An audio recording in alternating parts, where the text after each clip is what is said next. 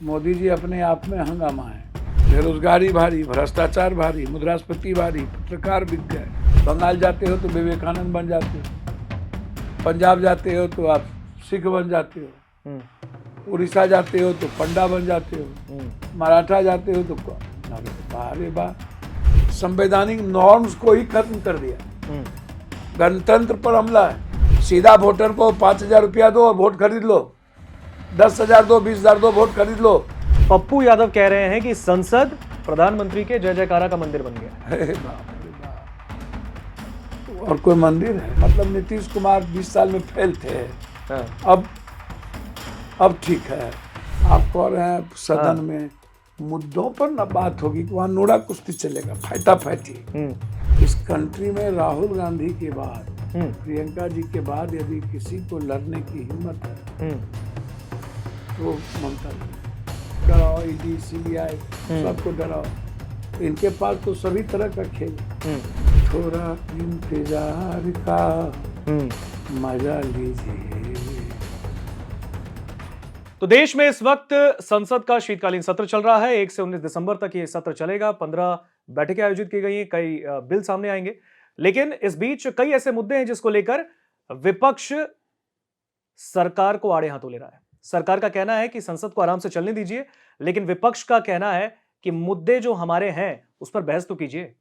अब इस पूरे भागदौड़ के बीच हमारे साथ एक ऐसे मेहमान जुड़े हैं, निर्दलीय सांसद हैं, कई बार सांसद बने हैं निर्दलीय, और उनका एक अपना ही वर्चस्व है।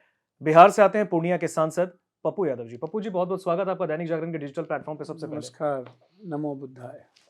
साहब, अभी शीतकालीन सत्र चल रहा है। सबसे पहले मैं दिल्ली से ही शुरू करूंगा, उसके बाद हम थोड़ा बिहार भी चलेंगे। लेकिन अभी जो शीतकालीन सत्र का पहला दिन आपने देखा, दूसरा दिन था, आपको लगता है कि अगर इस तरीके से सदन चलेगा तो ये हो पाएगा? कल तक के लिए फिर स्थगित हो गया है लोकसभा, और विपक्ष कह रहा है कि एसआईआर सहित कई ऐसे मुद्दे हैं, हमको बोलने नहीं दिया जाता। सत्ता पक्ष आपके कह रहे हैं कि हम बात करने को तैयार है, लेकिन मुद्दा तो सही आए।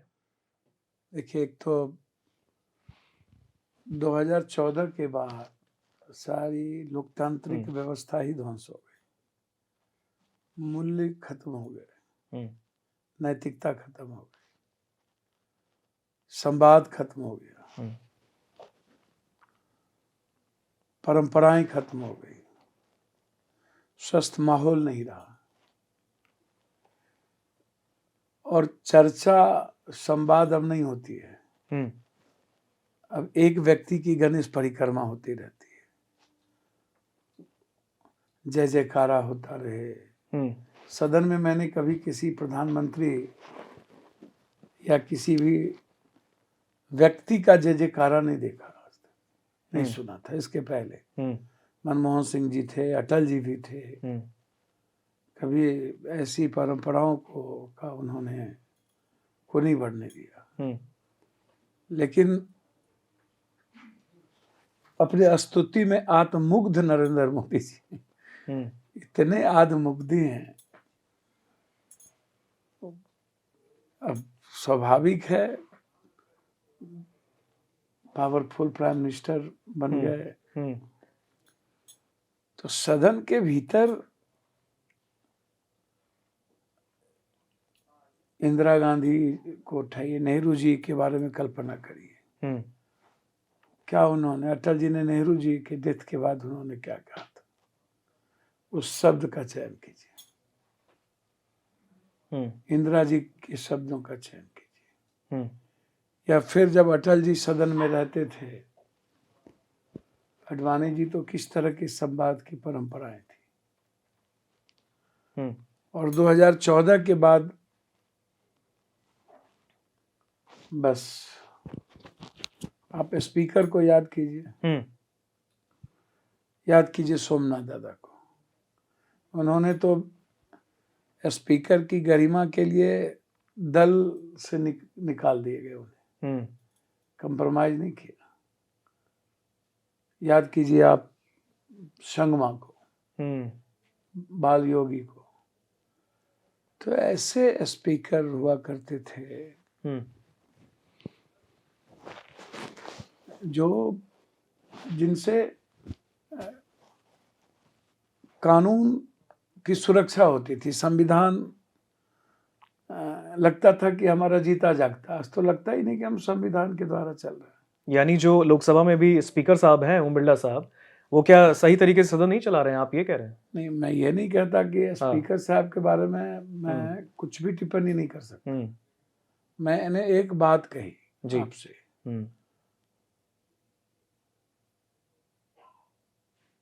कि हम सोमनाथ दादा को देखते हैं और नेहरू जी के समय, इंदिरा जी के समय, लाल बहादुर जी के, शास्त्री जी के समय जो स्पीकर हुआ करते थे, मैं उनकी चर्चा की आपको। लेकिन आज जो आपने बात उठाई कि क्या पप्पू जी सत्ता पक्ष ऐसा चाहते, सत्ता पक्ष कुछ नहीं चाहते। किरण रिजिजू तो कह रहे हैं कि सहयोग कीजिए ना। पहले तो ये बताइए, जो शीतकालीन सत्र है, कभी इतनी छोटी आपने सुनी और देखी? जब मन आएगा तब आप डेट देंगे, जब मन आएगा तब आप सत्र बुलाएंगे, और जिस दिन मन होगा उस दिन सैनिटाइज कर देंगे। बस आपको अपने मनमाफिक बिल पेश करना, बिल लाना है। लेकिन मुद्दे तो बहुत जो है अच्छा अभी। लगेगा वो बिल ले आओ। लेकिन मुद्दे तो बहुत है पप्पू जी और विपक्ष के पास। बिल भी कॉर्पोरेट के लिए,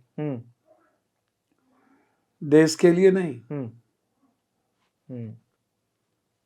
जब देश के प्रधानमंत्री बात करते हैं नाटक नौटंकी की, तो मुझे आश्चर्य होता है, तरस आता है मुझको कि हमारे देश के प्रधानमंत्री हमेशा न्यूसेंस क्रिएट क्यों करते रहते हैं। लेकिन अभी हिदायत तो दी है ना उन्होंने ये तो कहा कि मुद्दा है, चर्चा कीजिए, लेकिन वहां हंगामा नहीं होना चाहिए। मैंने क्या कहा आपको, पहले तो सुनिए।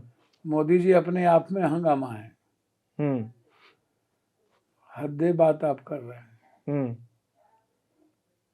यानी उनके सदन में आने से हंगामा हो जाता है। अब आप बोलिए ना कि स्वस्थ आलोचना करिए ना आप। हाँ। हमेशा आप डिलीवर की बात उन्होंने की जी, तो मैं डिलीवर कहाँ से शुरू करूं उनके बारे में? 2014 से कि गुजरात से, डॉलर से कि पाकिस्तान से कि रुपया से, मनमोहन सिंह जी के समय वो क्या क्या बोले उनसे, मैं कहाँ से शुरू करूं? आप मुझे बताओ। लेकिन आपके पास मैं शुरू कर देता हूं। मैं विदेश नीति से शुरू करता हूं। लेकिन अभी खबर मिल रही है कि ट्रंप जो है वो टैरिफ कम कर रहे हैं, ऐसा दावा किया जा रहा है। 50 से 20% होने वाला है। मुझको तो समझ में नहीं आता कितना टैरिफ है। पहले ये देखो ना, किस चीज का क्या कम करेंगे। हम बात क्या कर रहे हैं, आप बात क्या कर रहे हो? नेपाल की स्थिति देखो, वियतनाम की देखो, श्रीलंका की देखो, बांग्लादेश की देखो, इवन आज़ाद हिंदुस्तान में रूस कभी भी हमारे अच्छे दोस्त के अलावा कभी अलग नहीं थे। इस पहलगाम के बाद क्या हुआ, आप जरा सब हमको बता दीजिए। मैं आपसे पूछ रहा हूँ। हमारे मात्र एक दोस्त स्वाभाविक मित्र बच गए, सिर्फ ही इजराइल। पहलगाम में हमारे तो किसी ने साथ नहीं दिया।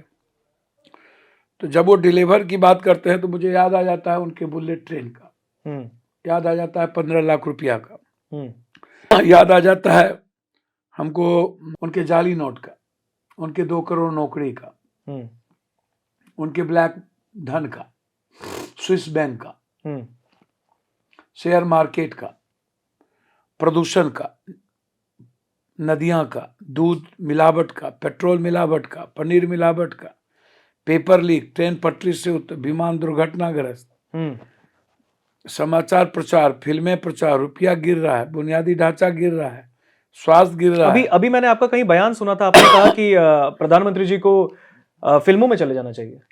बेरोजगारी भारी, भ्रष्टाचार भारी, मुद्रास्फीति भारी, पत्रकार बिक गए, संस्थान बिक गए, चुनाव आयोग चुरा ले गए। मोदी है तो मुमकिन है।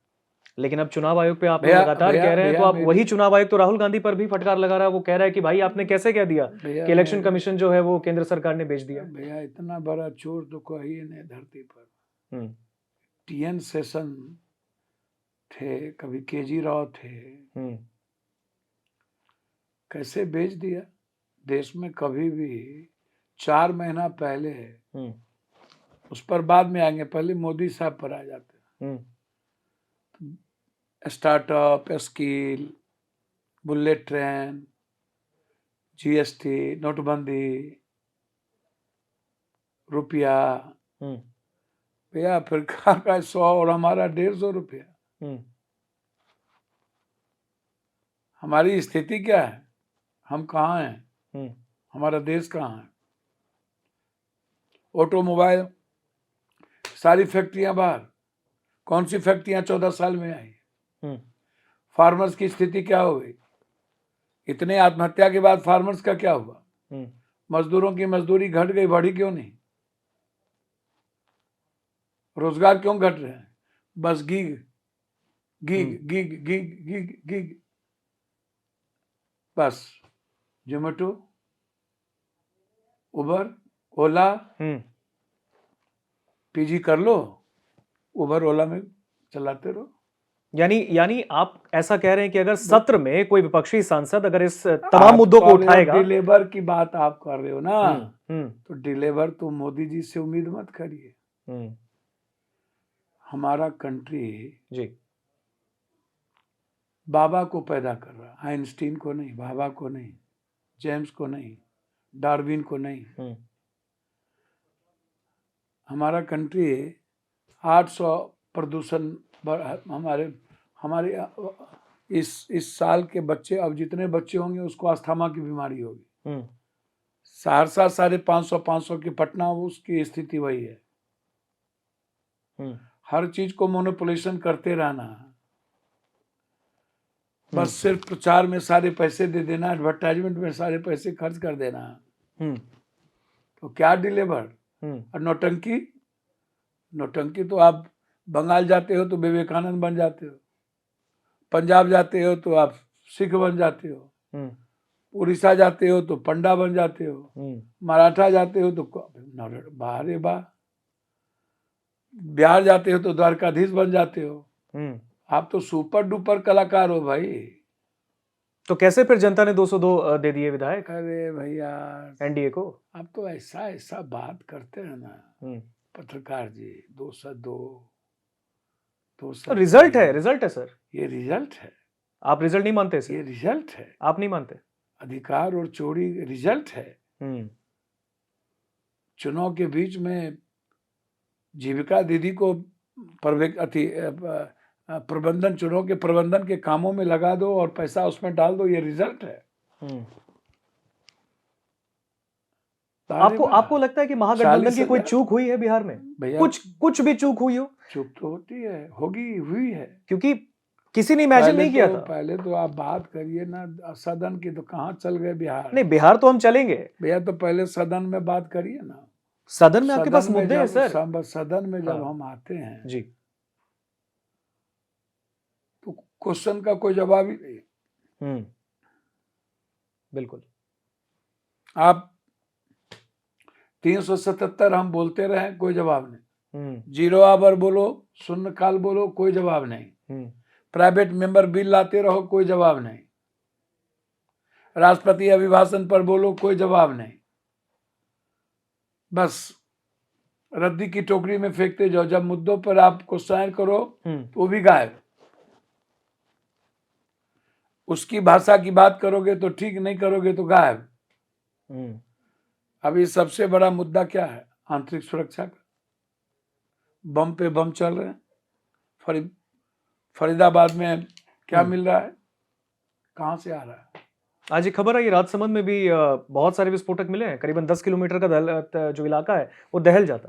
तो मैं वही बात तो कह रहा हूँ भैया, कहां से? इस पे चर्चा क्यों नहीं हो रही है?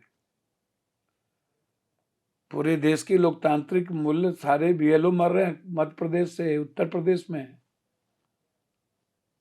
आप कर क्या रहे हो? आप हमें बताओ ना भैया। कई ठो रोहिंग्यांग में निकला, कई ठो घुसपैठी निकली, कितने नेपाली निकले, वियतनामी निकले। तो आपको लगता है और- जो बिहार और में साथ- घुसपैठ वाला मुद्दा था वो बंगाल में काम आएगा? मैं तो वही तो कह रहा हूँ कि निकले कई तो एक भी नहीं निकले। हम्म, आप तो बताए नहीं घुसपैठ निकले। हम्म, आपको तो चैलेंज करता रह गया, कहाँ है रोहिंग्या दिखाओ। और आप 69 लाख वोटर्स को काट दिए, जो है किसी के वोट को आप 2 पंचायत 3 पंचायत आगे कर दिए। तो अब लोग कह रहे हैं एसआईआर से पहले लोग छोड़ के जा रहे हैं जगह, हद खौफ हो गया गया उन्हें। भैया साहब, वही तो मैं कह रहा हूँ आपको, हम्म। साहब तो हुआ नहीं। सारे वोटर भटक रहे थे, किसी के वोट गिर गए, किसी ने वोट गिराया नहीं। हम्म, और उसके बाद आप ट्रेन आप जो 5 जगह वोट गिरा रहा है, वहां भी जाके आपको वोट गिरा रहा है। हम्म, वो तो सबने दिखा दिया। और आप फ्री में ले जा रहे हो ट्रेन से, यहाँ से बीजेपी वाले खुद कह रहे हैं कि हम अपने पैसे से ले जा रहे हैं। हम्म, तो आपने तो सारे संवैधानिक नॉर्म्स को ही खत्म कर दिया। हम्म, गणतंत्र पर हमला है। हम्म, सुनो क्या होगा, सीधा वोटर को 5,000 रुपया दो और वोट खरीद लो, 10,000 दो, 20,000 दो, वोट खरीद लो। हम्म, अब तो चुनाव का मतलब क्या, 49,000 निकालो, हम्म, विपक्ष के वोट को निकाल दो, सत्ता पक्ष के वोट को बाहर से ला करके वोट गिरा दो, बात खत्म हो गई, तुम्हारा वोट गायब। तो सदन में जो चर्चा है, एसआईआर है, आंतरिक मुद्दा है, बच्चों की नौकरी का मुद्दा है, तो आप तो किसी चीजों पर चर्चा होने नहीं देते हो। तो ये जो अभी 19 तारीख तक जो ये सेशन चलेगा, आपको लगता है कि 2 दिन में ये हालात है तो कैसे ये अभी 17 दिन की कभी चलेगी? आपने आजादी के बाद इतने कम समय का शीतकालीन, मात्र 15 दिन, 19 दिन कहाँ, 15 बैठकें हैं। हाँ। 15 दिन में इनका गणेश परिक्रमा करो, ये आएंगे तो मोदी जी का गुणगान करो, स्तुति गान करो, जय जयकारा करो, बस हो गया, और कुछ नहीं करना। यानी पप्पू यादव कह रहे हैं कि संसद प्रधानमंत्री के जय जयकारा का मंदिर बन गया है। हे बाप रे बाप, और कोई मंदिर है? यानी वो लोकतंत्र का मंदिर नहीं रहा, लोकतंत्र का मंदिर। और अब हाँ, क्या बात करते हो, जो आदमी, जो व्यक्ति विपक्ष से डरता हो, अरे पहले कहते थे कि विपक्ष को आना चाहिए, ये कहता है विपक्ष को खत्म कर दो। अभी खबर चल रही है हेमंत सोरेन के साथ कुछ डीलिंग हो रही है झारखंड में। भैया मैंने आपको पहले ही कहा, अब हेमंत भाई के साथ क्या चल रहा है, तो हेमंत भाई यदि अभी तक शिंदे को नहीं देख रहे हैं, ये चौटाला को नहीं देखे, रेड्डी को नहीं देखे, क्या क्या हश्र हुआ है, बीजेपी क्या हश्र करती है। पहले लोजपा का क्या हश्र किया, उसके बाद चाचा को लाया, इसको बर्बाद किया, इसको लाया, चाचा को बर्बाद किया। और इस बार तो बिहार का चुनाव अमित शाह बनाम नीतीश कुमार था, अमित शाह बनाम नीतीश का। अच्छा, आपको लगता है पप्पू जी की पहले गृह विभाग, चुनाव इंडिया का थोड़े था, नहीं पहले गृह विभाग, उसके बाद स्पीकर का पद भी बीजेपी, क्या नीतीश कुमार की इमेज को अब बीजेपी डाउन करने पे लगी है क्या बिहार में? भैया क्या डाउन करेंगे, नीतीश कुमार माइंस में बैठा दिया सीके अनिल को, और होम में बैठा दिया संजय सिंह को, क्या करिए। नीतीश कुमार का दिमाग अभी 10 मिनट चलता है ना, 10 मिनट, तो उतने पर इस पर भारी है। अरे यानी अब भी नीतीश बीजेपी पर भारी हैं। अरे बाप रे, मगध में ना घर है, मगध का राजा अशोक न था, चंद्रगुप्त, आप देखिए ना, जरासंध ने कृष्ण को जगह छोड़वा दिया था। तो मगध का धरती जब कृष्ण को की नीति को भी चैलेंज कर दिया है, तो मोदी है। हम मगधे में घर है, नालंदा। आप होके आए आज वहां से? तो नालंदा में गए ना, अभी तो बड़ा नहीं, खबर चल रही है कि मुख्यमंत्री के गढ़ में आप पैसे भी देकर आए। पैसे तो सबका घर कुछ था नहीं, तो देंगे नहीं गरीब लोग को। तो आपको लग रहा है कि बुलडोजर एक्शन जो वहां पे चल रहा है, आपको लग रहा है बिहार में अब योगी मॉडल चल रहा है? कौन है बुलडोजर एक्शन? योगी मॉडल? हाँ, सवाल उठ रहे हैं कि अब क्या योगी बुलडोजर वाला मॉडल चलेगा क्या बिहार में? ये भैया एक बात बोलो, हम्म, कर्पूरी जी, जगदेव बाबू, लोहिया, जेपी, पंडित रामानंद तिवारी, शहीद सूरज नारायण सिंह, रेणु, दिनकर, विद्यापति, कवि जैसे समाजवाद की वो बिल्कुल। धरती है, बुलडोजर की धरती नहीं है। हद कर दिया। लेकिन सम्राट चौधरी जब से गृह विभाग को संभाले हैं, अगले दिन इनकाउंटर, अब बुलडोजर एक्शन, अब कह रहे हैं कौन काउंटर, कौन इनकाउंटर? खबर आई है सर, आपने भी देखा ही अब होगा। हम तो क्या देखेंगे, हाँ, हम क्या देखेंगे? मतलब नीतीश कुमार 20 साल में फेल थे, हाँ। अब ठीक है। बीच में हालांकि खबर आ रही थी कि अब आपका भी मन नहीं लग रहा राजनीति में, आप कह रहे हैं बिहार में अब राजनीति में अब सही में नहीं मन लगता, अब राजनीति कहीं नहीं, देश में। अब आप हमको एक बात बताइए, आज एक प्रकाश नाम के विधायक का एक लड़के ने फोटो डाल दिया, उसको घर में ढुक के गोली मार दिया। अच्छा, औरंगाबाद में आज 6 गोली मारा। अब बीजेपी के वर्कर को मार दिया गोली, अभी खगड़िया में। और आज हम एक बच्ची का बलात्कार करके फेंक दिया, आज पटना में, हम वहीं से आ रहे हैं। दरभंगा में भी एक बच्ची के साथ हुआ, अब मोतिहारी में मारा। तो डेली मर्डर का तो, गुंडा राज का तो सिलसिला चल रहा है। सरकारें ना अपराधी माफिया के द्वारा जीत के आया हुआ बनल है। तो क्या पॉलिटिकल का राजनीतिकरण, गुंडा माफिया भी जाति के आधार पर चयन होगा क्या, उत्तर प्रदेश की तरह?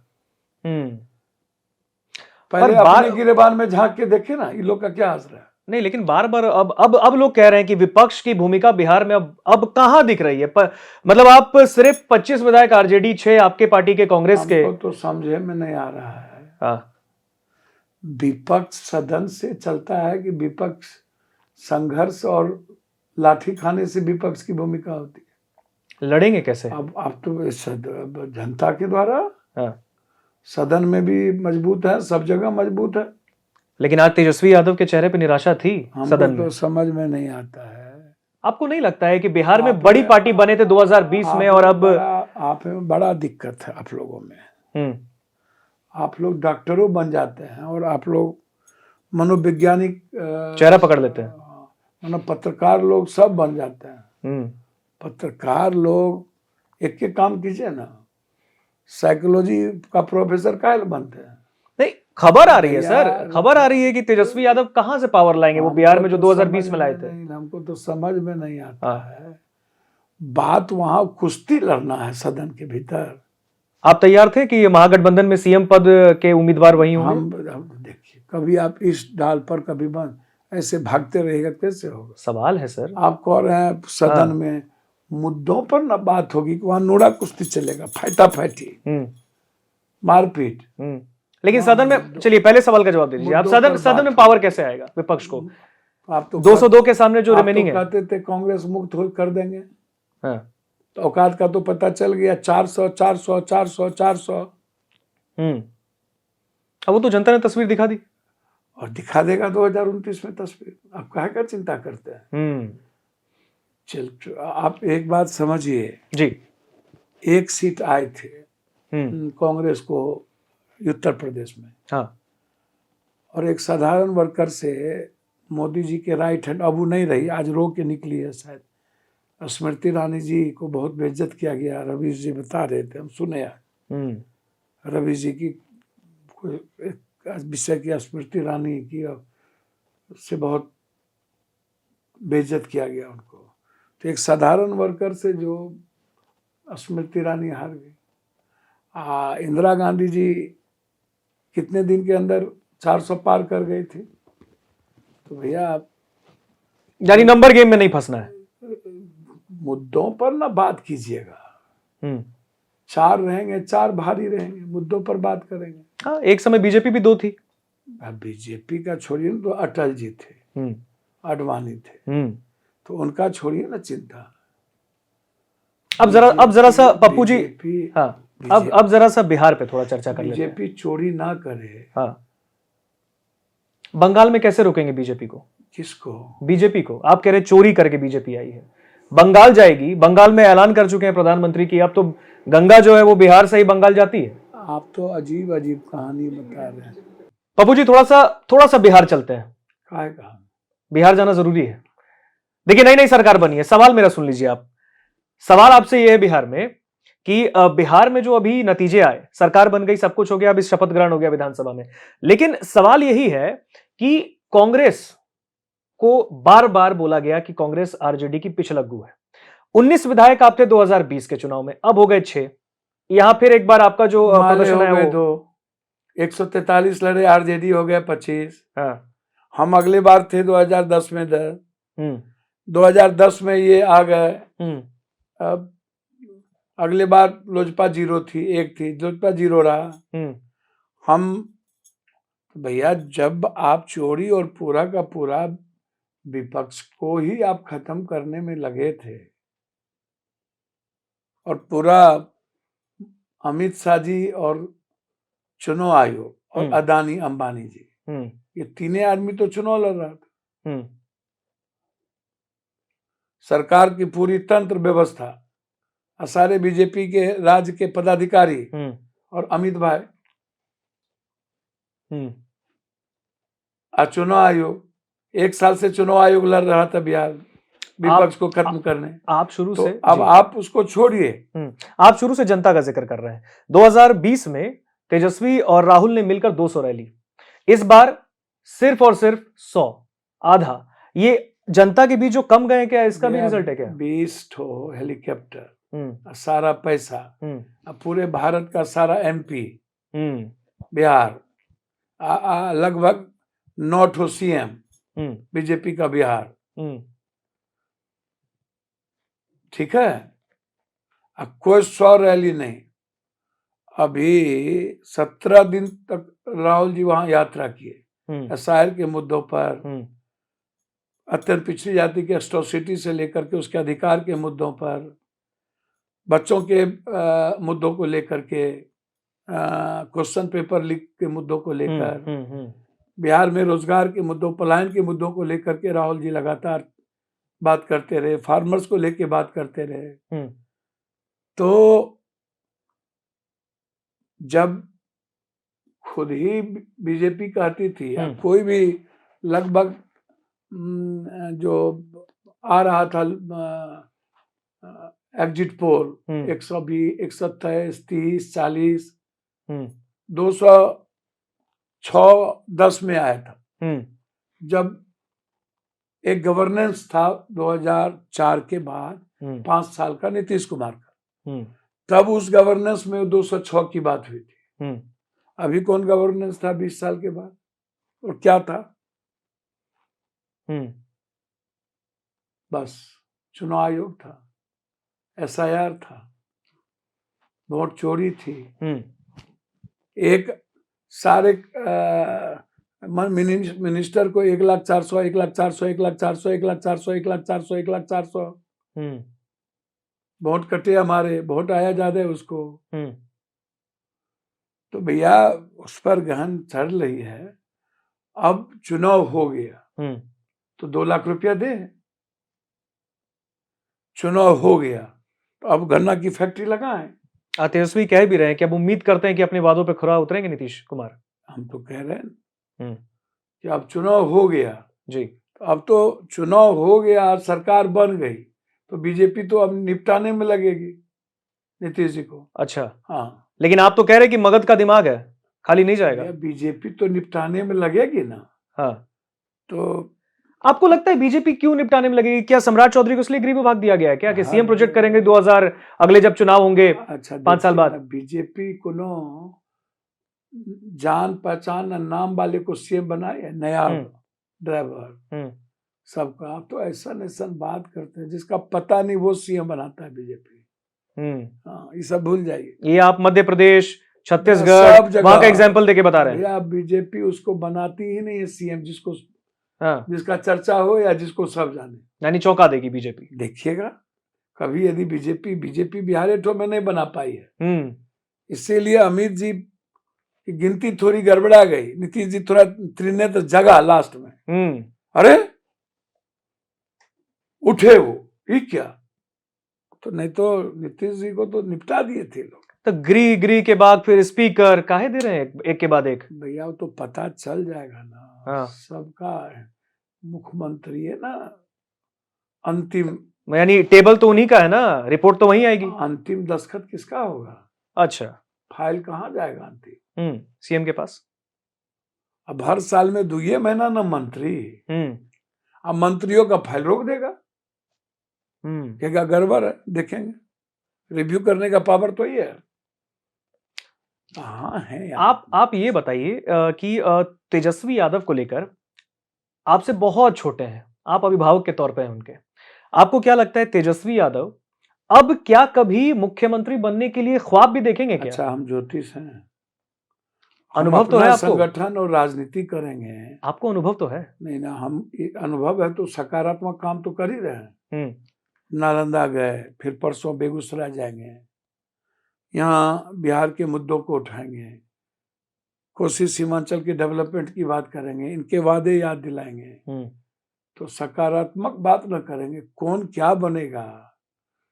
एक सुपर पावर है, उसकी डंडा तो कभी कभी बग चलाते ही रहती है, किसको कब कौन सी परिस्थिति बना दे अभी नहीं देख रहे हैं। सेक्स स्कैंडल पूरा देश दुनिया में अभी घूम रहा है, कौन कौन कहाँ फसल है, कोई चाइना में, कोई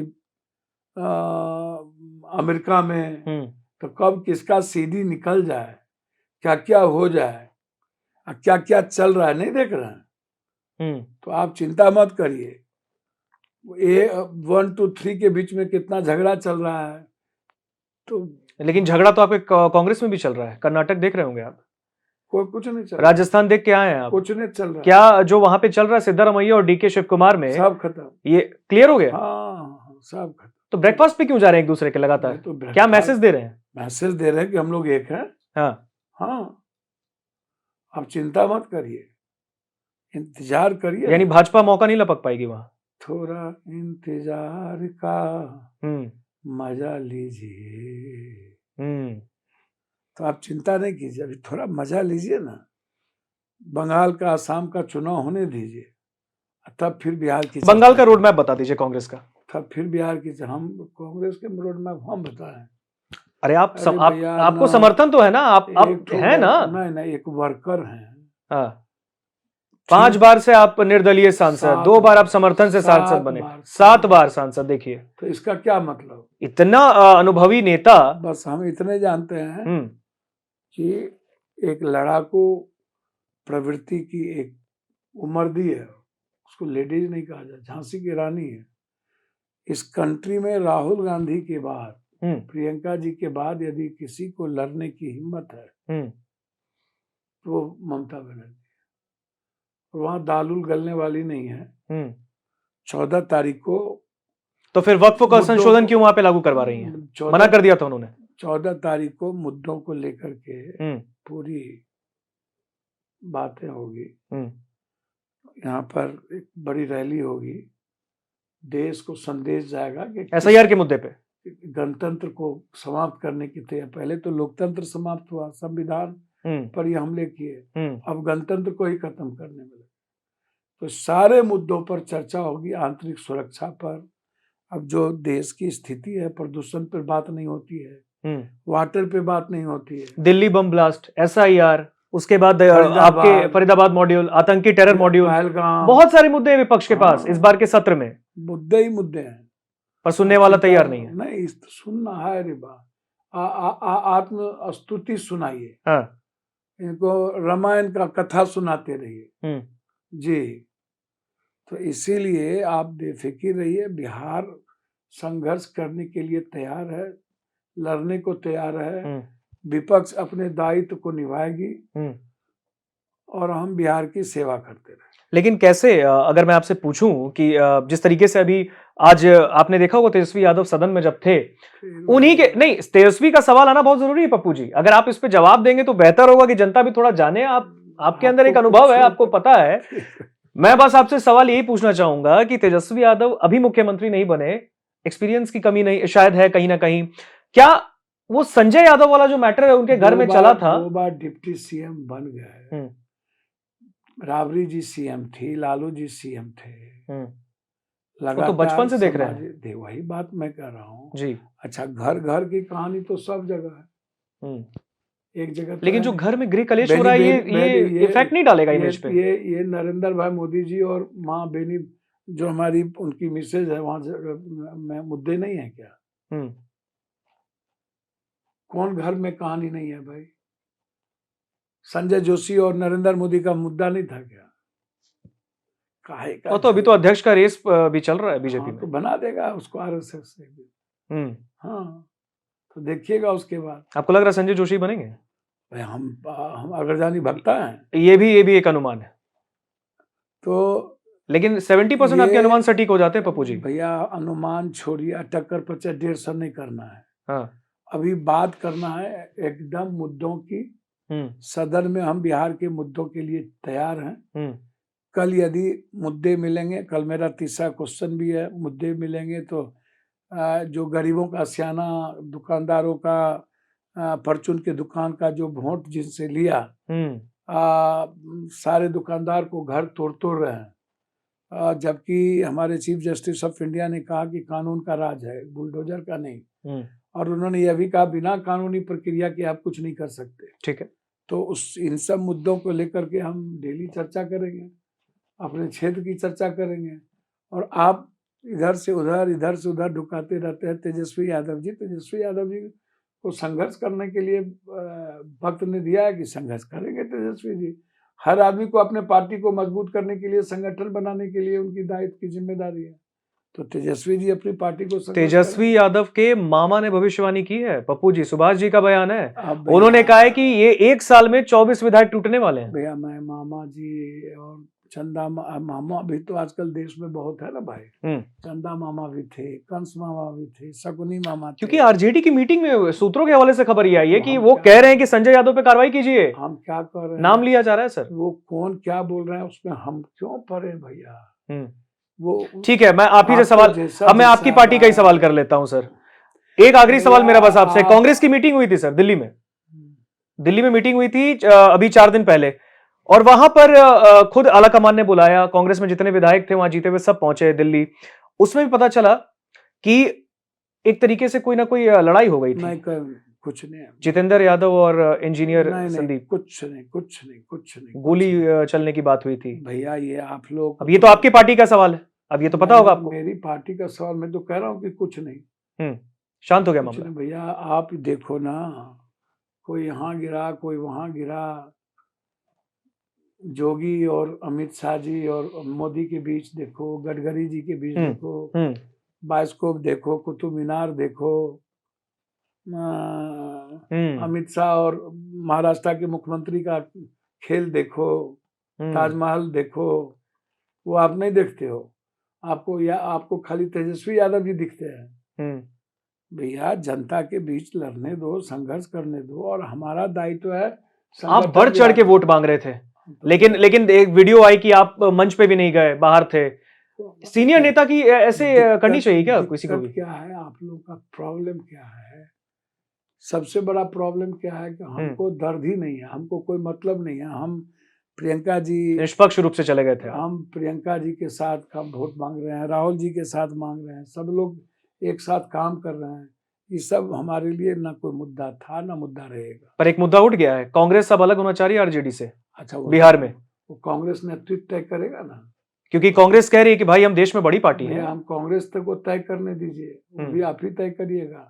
अभी चुनाव तो बिहार में हो नहीं रहा है, मुद्दों की बात होगी तो मुद्दों में सारे विपक्ष एक रहेंगे। अब तो अपने अपने संगठन को मजबूत करना है ना। तो इसमें जब चुनाव नहीं हो रहा है तो गठबंधन और नई गठबंधन से क्या आपको लेना देना भाई। अब उनकी पार्टी है वो मजबूत करेंगे, कांग्रेस की पार्टी है कांग्रेस अध्यक्ष मजबूत करेंगे, जो दायित्व दिया जाएगा उसको करेंगे। बीजेपी अपनी पार्टी है, लोजपा अपनी पार्टी है, जदयू का अपना पार्टी है। जदयू का तय बीजेपी करेगी क्या? बीजेपी का तय जदयू करेगी? तो अपनी अपनी पार्टी है, उस पर आप का एक चिंतित है, इतना बड़ा परेशान है आजकल आप। परेशानी इस बात की कि जनता भी तो जान रही है ना पप्पू जी। शिंदे को देखिए ना क्या हो रहा है महाराष्ट्र में, तो वो तो खुश है, वो तो तोड़ने में लगे। कौन खुश है? वो तो कह रहे हैं कि ठीक है भाई, हमारा शीर्ष नेतृत्व तय करेगा, कोई दिक्कत नहीं, हम गठबंधन में है। कौन खुश है? शिंदे कहाँ खुश है? कहाँ है आप? वहां पर अब बहुमत में आने के बाद देवेंद्र फडणवीस साहब मुख्यमंत्री बन जाते हैं, लेकिन यहां बहुमत में रह के भी नीतीश कुमार को ही सीएम बनाया जाता है। देवेंद्र फडणवीस तब मुख्यमंत्री बने हाँ, जब बीजेपी का परफॉर्मेंस जब अच्छा हुआ। अकेले भी बन सकते थे वो। हाँ। और यहाँ मुख्यमंत्री तब नीतीश जी बने जब नीतीश जी के बगैर इनकी सरकार नहीं बन रही थी। उधर तीनों हो जाते तब भी नहीं बनती, फिर नीतीश जी इधर बनाते। फिर से बनाते, यानी पलटी वाले सवाल पे फिर आ गए। पलटी कौन बात का? हाँ। बीजेपी पलटे तो पलटी नहीं है। अभी नीतीश कुमार जी बिहार के हित में सरकार बनाए तो पलटी। आपको लगता है फिर से महागठबंधन ऑफर देगी क्या उन्हें? भैया अब तो इतने 85 विधायक हो गए जेडीयू के। महागठबंधन के ऑफर ना ऑफर की बात तो आज है नहीं। तो अभी तो आप, हम लोगों का सदन है, आज सदन के बाद मार्च अप्रैल में चुनाव है। अब तो हम लोग बंगाल और असम के चुनाव की लड़ाई देखेंगे। उसके बाद जब कोई नूरा कुश्ती की खेल बीजेपी शुरू करेगा तो फिर हम लोग। एक आखिरी सवाल का जवाब दे दीजिए, कैसे बंगाल में रोक दीजिएगा बीजेपी को? बीजेपी कह रही है, खुद नरेंद्र मोदी कह रहे हैं कि यहां गंगा मैया ने आशीर्वाद दिया, गांधी मैदान में कहा था पटना में उन्होंने, और सीधे अब बंगाल चलेंगे। कहिया बोला गांधी मैदान में?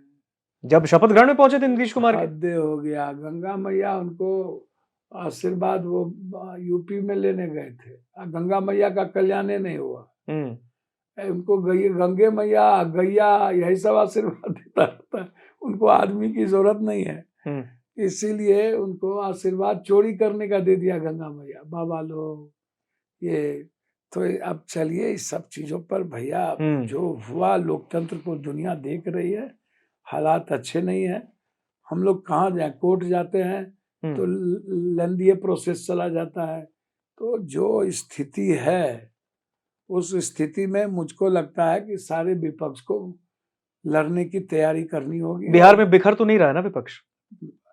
भैया एक बात नहीं, आपकी एक आवाज से सब एकजुट हो भी जाएंगे। देखिए दिक्कत क्या है कि जब सत्ता से दूर होते हैं तो संघर्ष करने में थोड़ी देर होती है। हताशा कोई बिखरता नहीं है, कोई हताशा की बात नहीं है। और नरेंद्र भाई मोदी जी विपक्ष को हमेशा तोड़ने में लगे रहते हैं। सब जगह लगो लगो लगो लगो लगो, डराओ, ईडी सीबीआई सबको डराओ। तो इनके पास तो सभी तरह का खेल है, तो उसमें हम क्या बोल सकते। एक मैसेज अगर आप चिराग पासवान को देखकर देना चाहें, जो अभी स्थिति आप उनकी देख रहे हैं वहां पे एनडीए के अंदर, क्योंकि कॉम्प्रोमाइज बहुत कराया गया था बिहार के चुनाव में भी, अलौली वाली सीट भी नहीं दी। इसमें हमको क्या मैसेज देना किसी को, अभिभावक के तौर पे?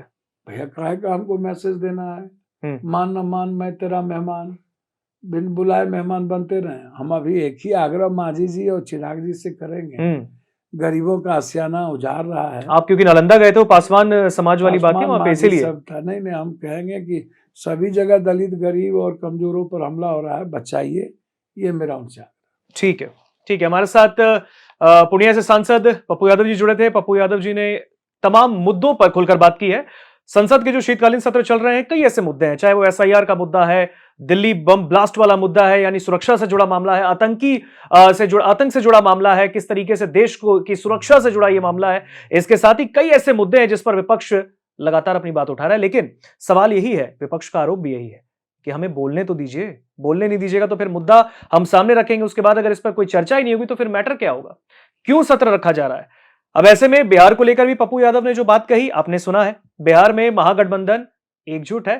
थोड़ा सा भी वर्क को लेकर कहीं ना कहीं अगर आप देखें तो इस चुनाव में हार के बाद कहीं ना कहीं थोड़ी देरी तो होगी, लेकिन विपक्ष मजबूती के साथ लौटेगा। अभी बिहार में भी सत्र चल रहा है, 1 से 5 तक ये सत्र है विधानसभा का, और ऐसे में अब देखना होगा कि बिहार में जो माहौल है इस वक्त एनडीए वर्सेस महागठबंधन का, वो आगे कहां तक जाता है। लेकिन इस बीच मुख्यमंत्री नीतीश कुमार के लिए भी एक बहुत बड़ा उन्होंने इशारा भी ये कर दिया। उन्होंने कहा कि मुख्यमंत्री भले ही गृह विभाग दे चुके हैं या फिर स्पीकर का पद भी बीजेपी को गया है, लेकिन नीतीश कुमार तो नीतीश कुमार है।